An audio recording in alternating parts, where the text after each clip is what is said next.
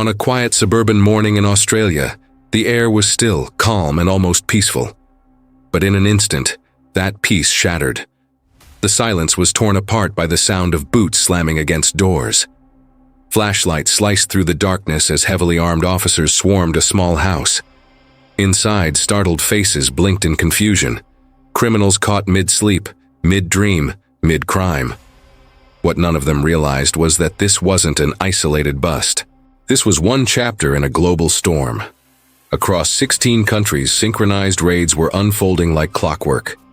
Nearly 9,000 locations hit at once. Over 800 suspects arrested. Mountains of guns, 40 tons of drugs, and millions in cryptocurrency seized. It was the biggest coordinated sting in modern history, led by the FBI, and all of it, unbelievably, started with a single phone. It began years earlier, when two traffickers exchanged messages on an encrypted device. These weren't ordinary phones. They had no GPS, no camera, and no tracking systems. They were built for ghosts. For criminals, these devices were lifelines. Expensive, yes, but worth every dollar. The most famous models, like Phantom Secure, could cost over $2,000 every 6 months. What made them special was one feature: a remote wipe command. With one tap, every piece of data could vanish forever. Even if police got their hands on the phone, they'd find nothing but digital dust. And so, law enforcement's war against encrypted phone companies became a frustrating game of whack-a-mole. Each time they shut one down, another rose in its place. Smarter, tougher, and more elusive.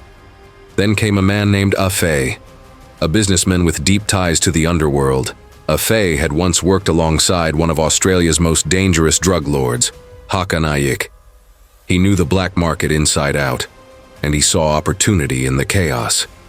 When law enforcement dismantled the old encryption networks, it left a massive void. Criminals were desperate for new tools, and Afe was ready to deliver. His idea was brilliant in its simplicity. Create a new phone, disguised as an ordinary Google device, but running on a modified operating system he called Arcane OS. He named it Anom. On the surface, it was unremarkable, until you unlocked its secret interface. Beneath the calculator app lay an invisible network, a chat platform accessible only through a special code. Here, users could communicate freely, anonymously, and, so they believed, safely. Word spread fast. Anom wasn't just another encrypted phone. It was the encrypted phone. Demand exploded overnight.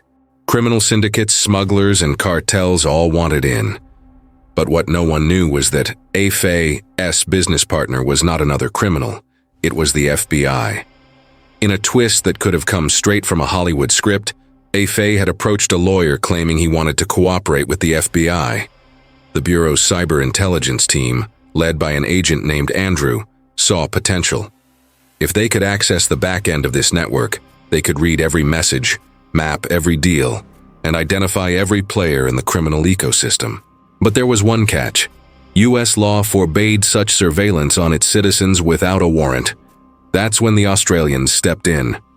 The FBI partnered with the Australian Federal Police to deploy Anom devices on the black market, fully controlled by law enforcement. From the outside, they looked like just another encrypted gadget.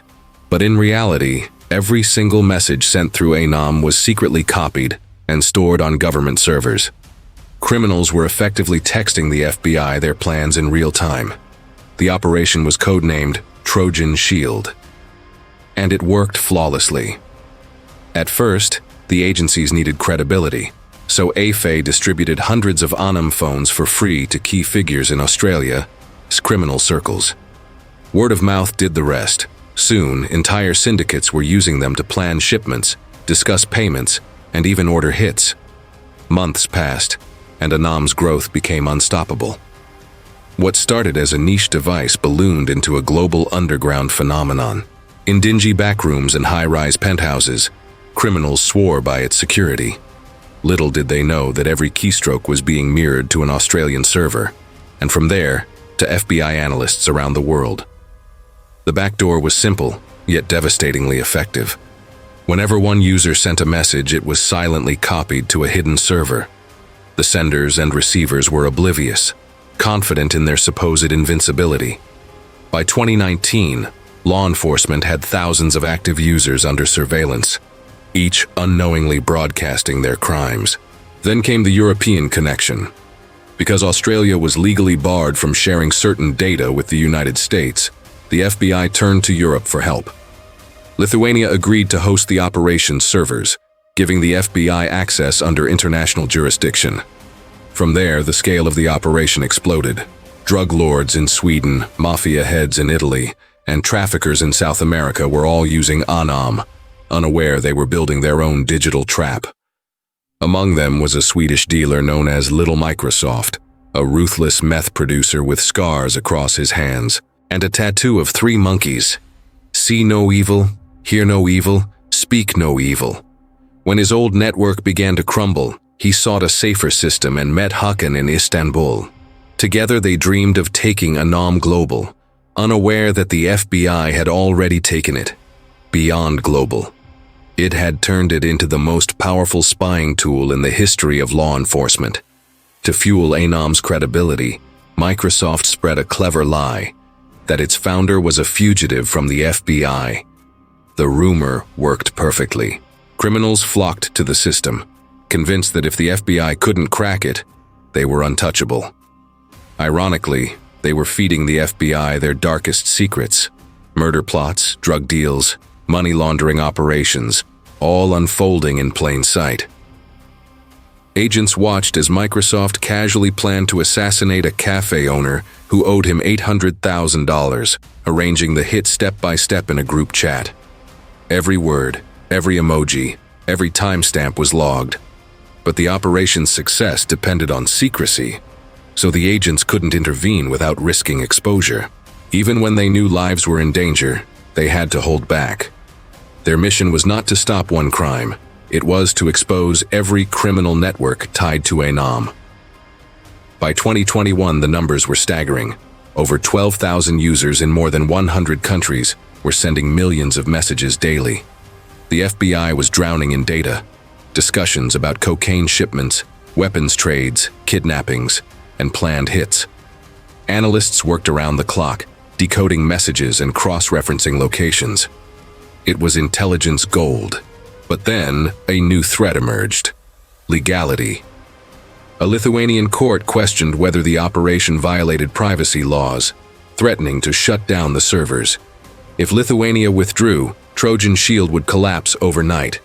The FBI faced a ticking clock. And then, boom!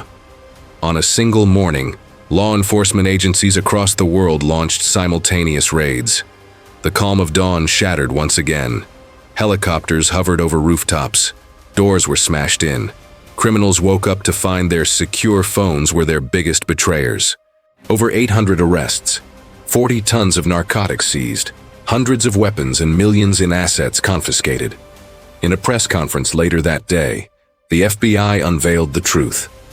Anom had never been a criminal tool. It had been their tool all along. For years, criminals had unknowingly collaborated in their own downfall, sending the FBI a masterclass in organized crime from the inside. The world was stunned. Operation Trojan Shield became the largest sting in law enforcement history, a digital coup that blurred the line between innovation and infiltration. Yet beneath the applause, controversy brewed. Legal experts began asking uncomfortable questions. If evidence was obtained through covert surveillance, could it even be used in court? In Germany, a judge ruled that Anom chat logs couldn't be accepted as proof, since the messages couldn't be physically linked to the suspects. Similar challenges emerged across Europe. Some major trials were delayed or even dropped. The operation had won the war, but perhaps lost the courtroom battle. Still, the story of Trojan Shield remains one of the most daring and audacious operations ever executed. A story of deception, technology, and the relentless chess game between law and crime. It proved that in the digital age, trust itself can be weaponized, and that sometimes the most dangerous tool in a criminal's hand isn't a gun, a code, or a bag of cash. It's a phone that talks to the FBI.